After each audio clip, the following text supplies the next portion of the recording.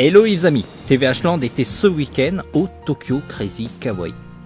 Rien que le titre, c'est tout un programme. Déjà, les dieux étaient avec les organisateurs du salon. Quand on sait le sale temps qu'on a eu il y a quelques jours à Paris, le soleil était enfin présent. Le cadre du salon était au parc Floral, magnifique lieu et surtout belle occasion d'admirer la nature. Heureusement, le chemin était bien balisé car il était facile de se perdre. À l'approche du salon, on commençait à voir des gens bizarrement habillés. C'est sûr, on est au Tokyo Crazy Kawaii. Le public était axé très féminin. Pas étonnant car il y avait de nombreuses marques de mode qui étaient présentes. Les prix étaient assez proches de ce qui se faisait au Japon, c'est-à-dire que ce n'était pas donné.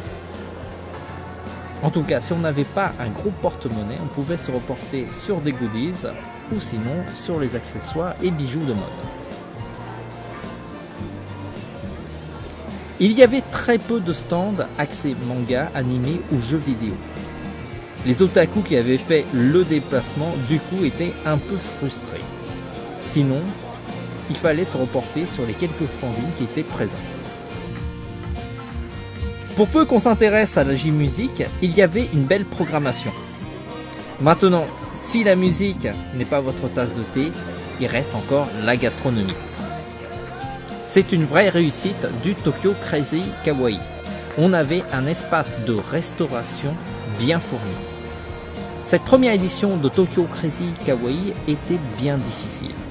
Les tarifs étaient aussi élevés qu'un Japan Expo, avec une programmation trop légère pour rivaliser avec sa concurrente. La démarche est intéressante, mais il faudra revoir la copie pour une prochaine édition. Par exemple, satisfaire un peu plus les fans du Japon par le biais du manga, de l'anime ou des jeux vidéo. Il ne faut pas oublier, car cela reste très souvent auprès des jeunes, la porte d'entrée à la culture japonaise. Le contenu du salon doit encore s'enrichir s'il veut satisfaire le public français et peut-être être mieux équilibré. Soyons indulgents quand même, c'est une première édition, c'est dur de monter ce type d'événement et c'est normal qu'il y ait des soucis. En tout cas, nous saluons l'initiative. Merci d'avoir suivi la vidéo, on se retrouve à très vite pour d'autres aventures. Ciao les amis.